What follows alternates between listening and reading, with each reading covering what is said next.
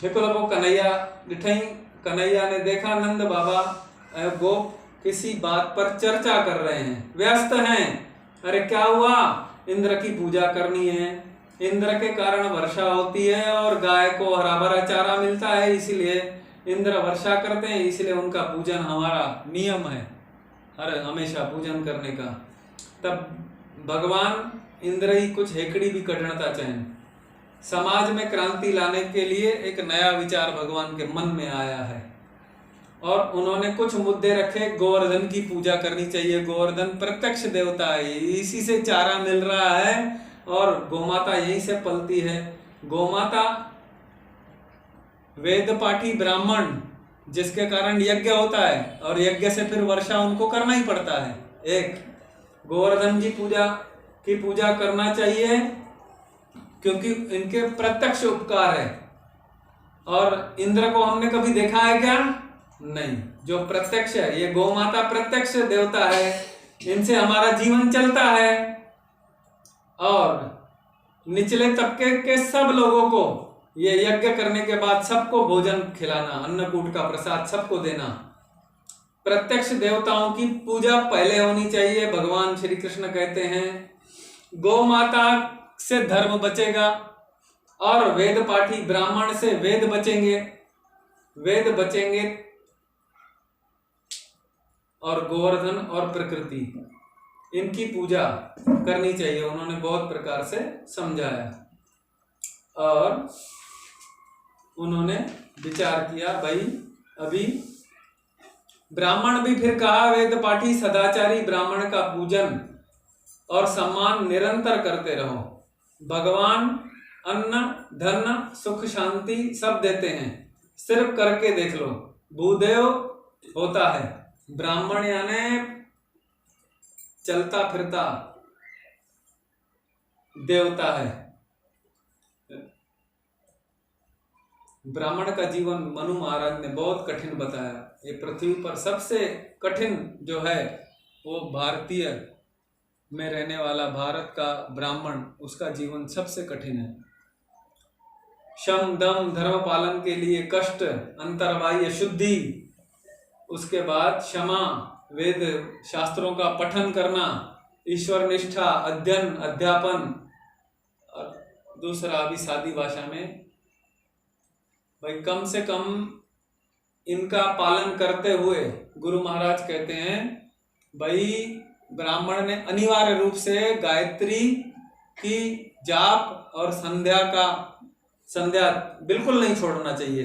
ये दो ब्राह्मण ने नहीं छोड़ेंगे तो वो अपना भी कल्याण करेगा ब्राह्मण, दूसरों का भी करेगा, नहीं तो न उसका कल्याण होगा न वो उसके द्वारा दूसरों का हो सकता है। कर्म कांड ब्राह्मणों ने टिका करके रखा है। वेद माँ के जैसे जर्मनी के एक बहुत बड़े वैज्ञानिक ने, श्रेष्ठ विद्वान ने कहा भारतीयों एक ही कृपा करना, भारत के वासियों एक ही कृपा करना, तुम अपने वेदों को बचाना। ये वेद ही पूरे संसार को ज्योति प्रदान करेंगे। ये पुस्तक नहीं है वेद, ये इससे पूरी। और उन्होंने 3 पुस्तक लिखे भारत के ऊपर और अंतिम उसका निष्कर्ष यही दिया, वेद सर्वश्रेष्ठ है, भगवान के मुख से निकले वेद। गोवर्धन पूजा भगवान करने का ठानते हैं और भगवान ने यहाँ पर अद्भुत 7 वर्ष के उम्र में कन्हैया ने अद्भुत भाषण दिया है गोवर्धन की पूजा क्यों जरूरी है। और उनके भाषण और पढ़ना है तो महाभारत के उद्योग पर्व में पढ़ना चाहिए। उद्योग पर्व में महाभारत ने ऐसे भाषण दिया है। तो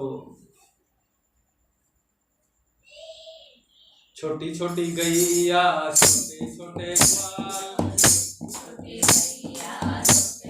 ग्वाल, छोटो तो मेरो मदन गोपाल, छोटो तो मेरो मदन गोपाल, छोटी गैया छोटे छोटे ग्वाल, छोटी गैया छोटो तो मेरो मदन गोपाल, छोटो तो मेरो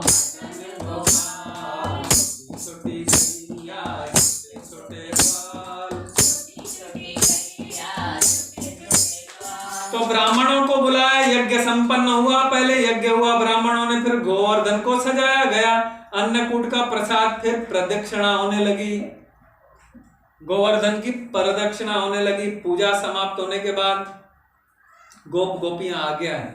कन्हैया कब आगे है, कभी पीछे है, कभी मित्रों के साथ है, कभी बड़े बुजुर्गों के साथ है, कभी गायब हो जाते हैं। कहाँ गए? जाके पूरा भोग लगा दिया, कुछ खा लिया, कुछ बिखरा दिया वहां पर।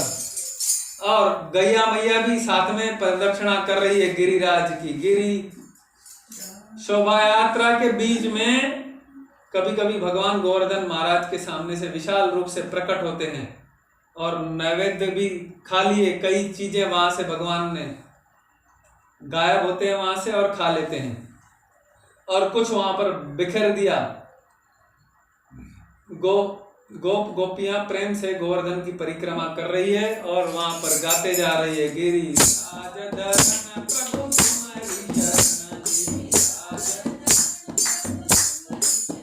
प्रभु तुम्हारी शरण, प्रभु तुम्हारी शरण, प्रभु तुम्हारी शरण, गिरी राज धरण प्रभु तुम्हारी शरण। परिक्रमा पूरी करके गोपियों ने नमस्कार दिया, देखा नैवेद्य बिखरा हुआ है, कहाँ इतनी सारी चीजें कौन खा गया, क्योंकि माताओं की सब चीजें गिनी हुई रहती है, गिनी हुई रहती है, उनको सब ध्यान में आ गया। अरे नहीं, मालपुए तो इतने थे, पूड़ियां तो इतनी थी, 4 डिग रखे थे, 2 डिग गायब हो गए, कौन खा गया? तो भगवान कन्हैया वहां आए। अरे इतना भी नहीं समझ रहे, जिसके लिए यज्ञ किया, हवन किया, और वही भगवान गिरिराज ने हमको कृपा की है, हमारे ऊपर हमारा नैवेद्य भगवान ने स्वीकार किया है और उनकी बड़ी कृपा है। गिरिराज बहुत बड़े देवता हैं, बहुत जल्दी प्रसन्न होते हैं, देख लो, बहुत प्रसन्न होकर उन्होंने ये कर लिया है, कोई भी कामना जल्दी पूरी करते हैं। इतना सुनना था तो इतना सुनना था कि एक एक गोपी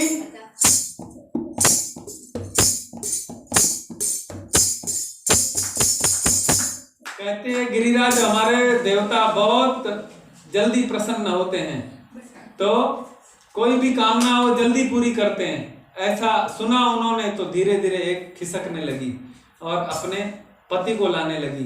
पति के साथ रहकर वो क्या बोला भगवान ने, भाई गिरिराज हमारे प्रत्यक्ष देवता है, जल्दी प्रसन्न होते हैं, जो भी मांगो इनसे मिलते हैं। और वो पति को लाने लगी और उनको कुछ ना कुछ मांगना है, पति दियो को पकड़ पकड़ कर वो लाने लगी और जोड़ी में नमस्कार करने लगी, क्योंकि पर्वत में से भगवान ने प्रकट होकर सौ को कहा था मैं ही गिरिराज हूं। एक रूप में भगवान गिरिराज के अंदर चले गए और वहां से आवाज दिए जोर से, मैं ही गिरिराज हूं।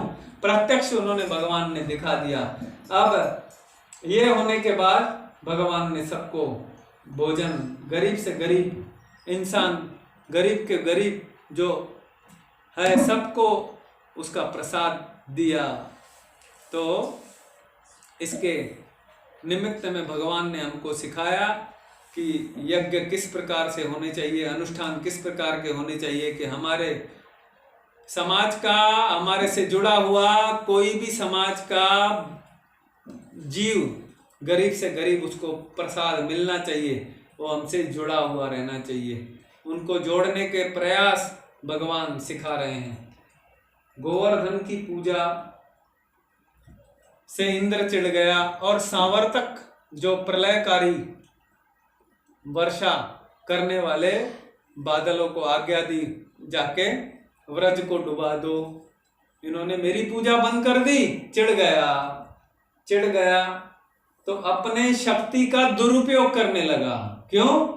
इसने थोड़ा भी ख्याल नहीं किया इंद्र ने, भाई मैं जो आज्ञा दे रहा हूं, भाई किया तो वहां गांव के लोगों ने है कन्हैया के बोलने पर वहां पर जिनका अपराध नहीं है, गौमाता भी है, गौमाता के बछड़े भी है, दूसरे भी है, उनके ऊपर मैं अत्याचार कैसे कर रहा हूं? बारिश करने लगे, जोर से बिजली चमकने लगी, ओले गिर रहे हैं और बहुत धुआंधार बारिश, बड़ी बड़ी बारिश की बूंदें चालू हो गई। अपने घर में सब गोपियां विचार कर रही है, भाई हमने इंद्र की पूजा बंद किया, इतना बड़ा मुसीबत इसीलिए आया क्या, घर में कैसे टिकेंगे। गाय चिल्ला रही है, चारों तरफ जो है सब परेशानी का माहौल निर्माण हो गया। उन्हें जाकर कौन खोले, गैया चिल्ला रही है। पर ये सब इतनी बड़ी मुसीबत है और इनको एक ही विश्वास है, भाई सब परेशानियों से आज तक हमको निकाला उबारा भगवान श्री कृष्ण ने। श्री कृष्ण, इस मुसीबत से भी कृष्ण ही निकाल सकते हैं। इससे कठिन से कठिन मुसीबतों में हमेशा श्री कृष्ण नहीं निकाला है। अब कोई न तारा बिन तेरे, नंदलाल सांवरिया मेरे, अब कोई न तारा बिन तेरे, नंदलाल सांवरिया मेरे, मेरे राधा रमण गिरधारी, मेरे राधा गिरधारी श्याम बनवारी, गिरधारी श्याम बनवारी, मेरे राधा रमण गिरधारी, गिरधारी श्याम बनवारी, गिरधारी श्याम बनवारी। अब कोई न सहारा बिन तेरे, कोई न सहारा बिन तेरे, नंदलाल सांवरिया मेरे, अब कोई न सहारा बिन तेरे, नंदलाल सांवरिया।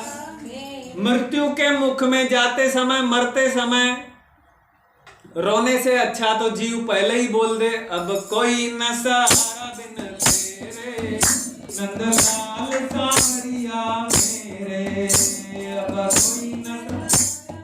तो घर घर से आवाज आ रही है, कृष्ण बचाओ, कृष्ण बचाओ, कृष्ण बचाओ। यही आवाज सुनी नंद भवन से। आकाश की ओर देखते हुए भगवान ने कहा, कन्हैया ने कहा, श्री कृष्ण ने कहा, वाह देवराज तुम्हारा इतना साहस, मेरे गोकुल को नष्ट करना चाहते हो, पर ध्यान रखो इंद्र, जिसे मैंने एक बार स्वीकार कर लिया, जिसको मैंने एक बार अपना कहा, जिसको मैंने अपना स्वीकार कर लिया, उसका नाश संसार में कोई नहीं कर सकता। अब कोई न तारा बिन तेरे, नंदलाल सांवरिया मेरे, अब कोई न तारा बिन तेरे, नंदलाल सांवरिया मेरे, मेरे राधा रमण गिरधारी, मेरे राधा रमण गिरधारी, गिरधारी श्याम बनवारी, गिरधारी श्याम बनवारी। भगवान निकल के आए और सखाओं से पूछा, इकट्ठा किया और गोवर्धन महाराज के सामने गए। अरे बोले गोवर्धन महाराज की हमने पूजा की है, यही हमारी रक्षा करेंगे। और गिरिराज भगवान आज भी सबकी मनोकामना पूरी करते हैं। हमारे भारत में प्राचीन से प्राचीन पूजाएं जो अब तक चली आ रही है, उसमें सबसे प्राचीन पूजाओं में वो एक है जो 5000 वर्षों से रेगुलर चलते आ रही है। दिन रात 24 घंटे परिक्रमा कोई ना कोई कर ही रहा है वहां पर। तो जिसका हमने पूजन किया है वही हमारी रक्षा करेगा। और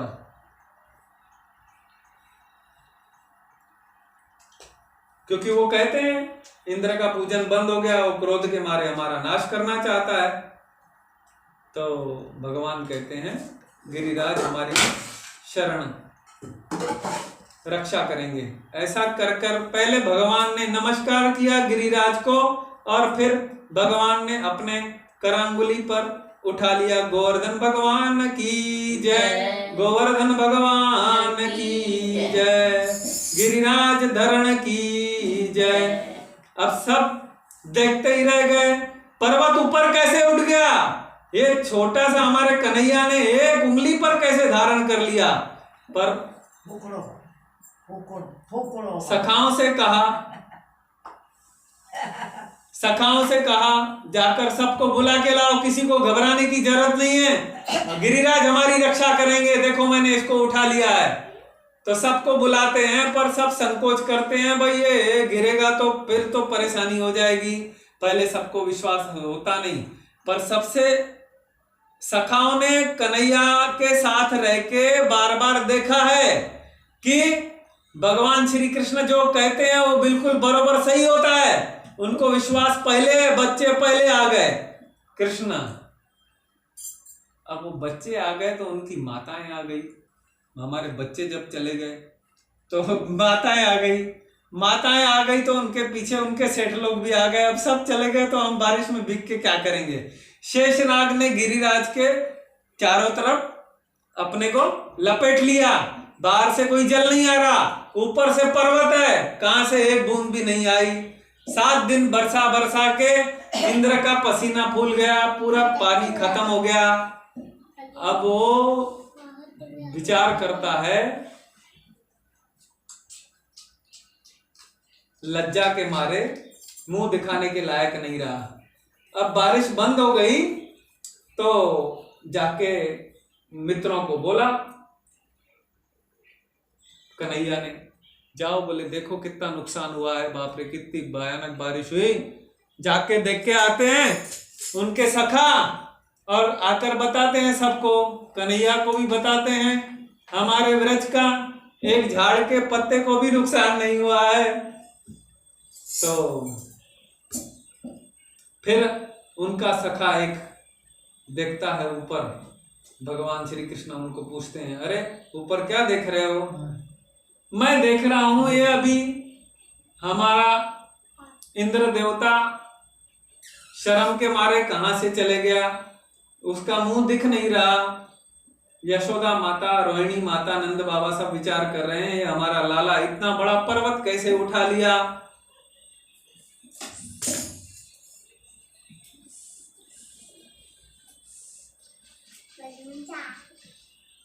तो भगवान के अनुकूल, भगवान जिसके अनुकूल हो जाते हैं उसको सब अनुकूल हो जाता है, और भगवान जिसके प्रतिकूल हो जाएंगे वो जीव मुसीबत में आ जाता है। मनुष्य भले ही पुण्यों के बल से सुख भोगेगा, पर पुण्य के समाप्त होते ही फिर संकट में पड़ जाएगा।